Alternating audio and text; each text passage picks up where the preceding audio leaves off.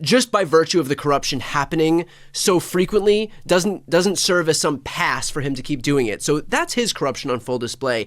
With that said, we expect that from him. Shouldn't mean that he has a past, but we expect that from him. Why would Samuel Alito, as a sitting U.S. Supreme Court justice, who, by the way, should know better, why would he take the call? That's the right question. I think you put your finger on it, because you're right. It is not to give Donald Trump a pass. But you know what? Like, Donald Trump is trying to work every angle, and we expect that from him. And Sam Alito should know that that's what Donald Trump is doing. And even if he doesn't, even if it was, let's say, Barack Obama, I think a Supreme Court justice has to ask themselves, is this a call I should be taking? You know, I mean, there are any number of people as the employer of a former law clerk who he could be talking to in the White House. He could have said, look, Mr. President, I'm not going to take your call. Or he could have had someone say, Mr. President, I'm not going to take your call, but have your chief of staff call me, and I'm happy to give a reference. Or have the White House counsel's office call me. Or have, someone in the Department of Justice, have someone else call me to provide a reference check. To provide a letter of recommendation, to provide an oral recommendation to my law clerk as someone you should hire.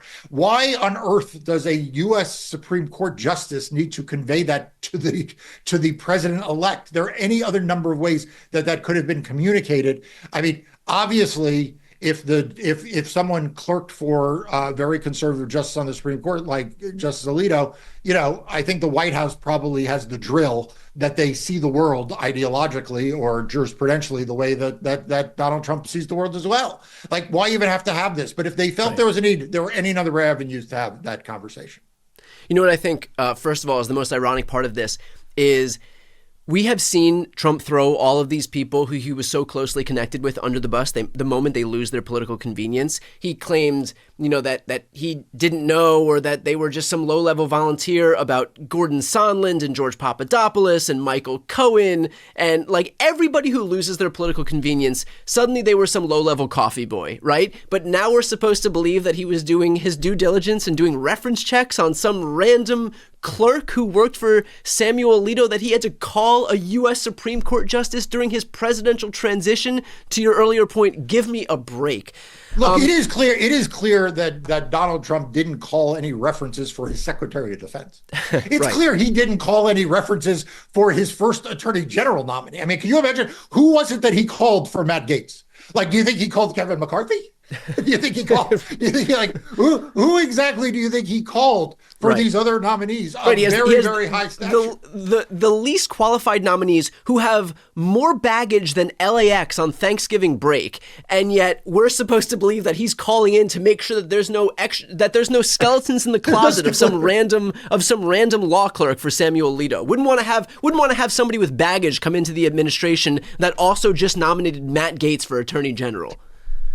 Okay, so moving forward, at worst, what could have been said between Trump and Samuel Alito on this call? Why is it so dangerous in the lead up to the Supreme Court hearing this emergency petition by Trump? Why is it so dangerous to have this call take place?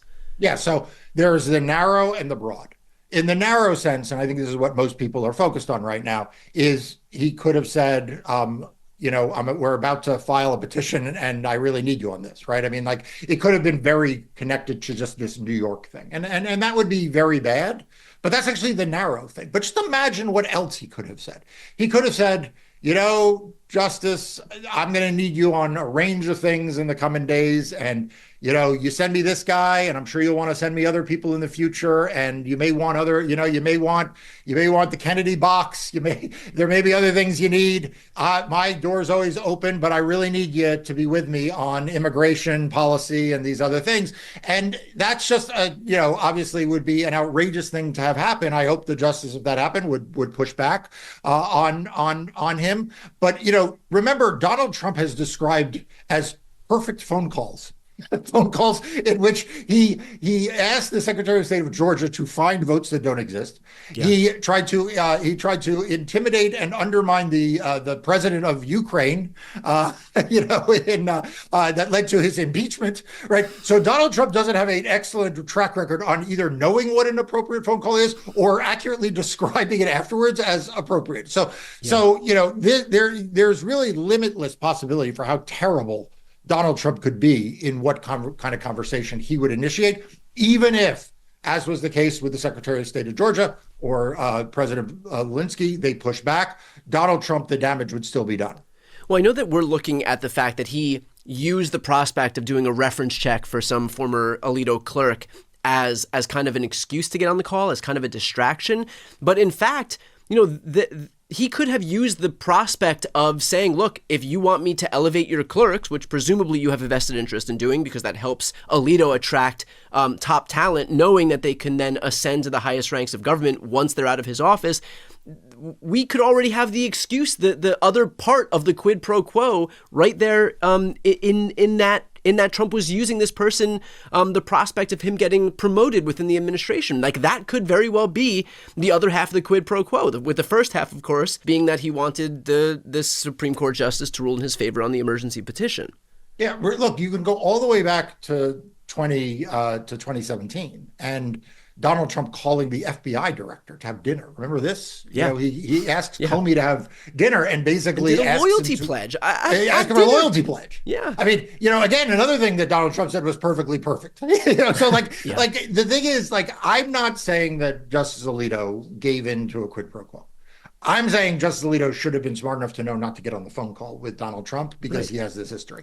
For Donald Trump's sake, I'm not sure that Donald Trump would even accurately know if he had done a quid pro quo. It's kind of like table stakes for a conversation with Donald Trump that he says something inappropriate or he offers something or he connects things up that he shouldn't be. I mean, Donald Trump gives a press conference and basically says, I'm going to invade a NATO ally to steal part of their land.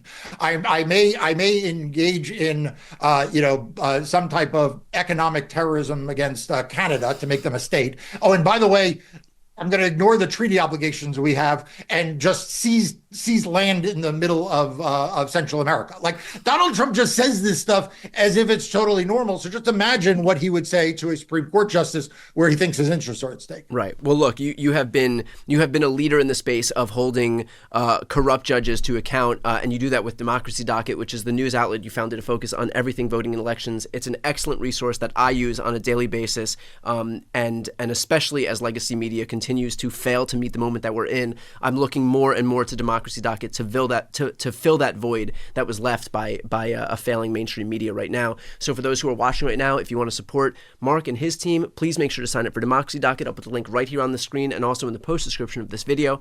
I'm Brian Tyler Cohen. I'm Mark Elias. This is Democracy Watch.